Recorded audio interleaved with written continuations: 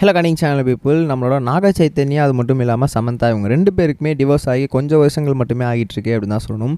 கொஞ்சம் வருஷங்களுக்கு முன்னாடி அவங்க 2 பேருமே காதலிச்சு திருமணம் செஞ்சுக்கிட்டாங்க.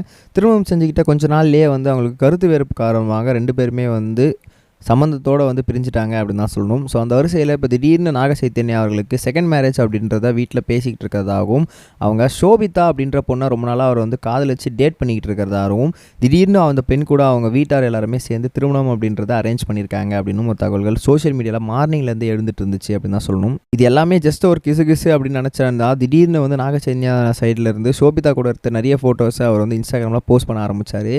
என்ன இது சரியில்லையே அப்படின்னு சொல்லி பார்த்துக்கிட்டே இருக்கும்போது இன்று, அதாவது ஆகஸ்ட் 8ஆம் தேதி இன்றைக்கி என்ன பண்ணியிருக்காங்க அப்படின்னு பார்த்தீங்கன்னா, நாக சைத்தன்யாவோட வீட்லேயே நம்ம ஷோபிதா கூட சேர்ந்து ஒரு சின்ன ஒரு என்கேஜ்மெண்ட் மாதிரி வீட்லேயே அரேஞ்ச் பண்ணியிருக்காங்களாம். இதில் யாரையுமே இன்வைட் பண்ணல. அவங்க வீட்டில் சைடில் மட்டுமே தான் அவங்க இருந்து அவங்களோட ஒர்க் எல்லாத்தையுமே பண்ணியிருக்காங்க. Just of all Naga Chaitanya வீட்டில் இருந்தும் சரி, நம்ம ஷோபிதா வீட்டில் இருந்தும் சரி, ரிலேட்டிவ்ஸ் மட்டும் தான் வந்திருக்காங்க. அவங்க பேரண்ட்ஸ் வந்துருக்காங்க. மற்றபடி ஃப்ரெண்ட்ஸ் அண்ட் ஃபேமிலிஸ் யாரையுமே அவங்க இன்வைட் பண்ணவே இல்லை. ஜஸ்ட் அவங்க ஃபேமிலிக்குள்ளேயே இந்த ஒரு சின்னதாக ஒரு நிச்சயதார்த்தம் அப்படின்றத அரேஞ்ச் பண்ணிக்கிட்டாங்களாம். நாக சைத்தன்யாவுக்கு இது செகண்ட் மேரேஜாக இருந்தாலுமே கூட ஷோபிதாவுக்கு இதுதான் ஃபர்ஸ்ட் மேரேஜ். ஷோபிதா பொறுத்த வரைக்கும் அவங்க தான் நம்மளோட பொன்னியின் செல்வன் அப்படின்ற படத்தில் ஹீரோயின் ரோலை சூப்பராக மேற்கொண்டிருந்தாங்க. ஸோ அப்படி இருக்கும் சமயத்தில் இதுலேயுமே அவங்க லவ் லைஃப் அப்படின்றத ரொம்பவே சூப்பர் டூப்பராக பண்ணிகிட்ருக்காங்க.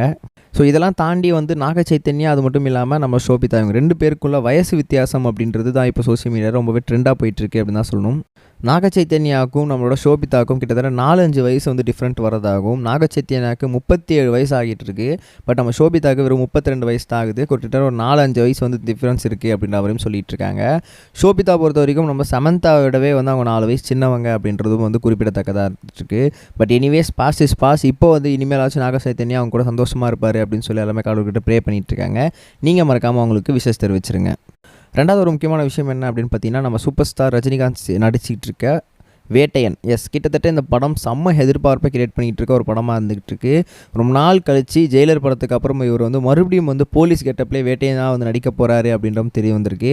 வேட்டையன் அப்படின்ற ஒரு பேரே நம்ம ரஜினிகாந்த் சாருக்கு ரொம்பவே மிகவும் பிடிச்ச ஒரு படமாக இருக்கும். ஸோ அப்படி இருக்கும் பக்கத்தில் இதே இடத்துல ஃபஹத் ஃபாசில் சாரும் நடிக்கிறாரு. இன்றைக்கி அவருக்கு பர்த்டே அப்படின்றதுனால என்ன பண்ணியிருக்காங்க அப்படின்னு பார்த்தீங்கன்னா, வேட்டையன் டீம்லேருந்து ஒரு செம கூலான ஒரு ஃபோட்டோவை நம்மளோட போஸ்டராக ஃபஹத் ஃபாசிலுக்காக டெடிகேட் பண்ணியிருக்காங்க.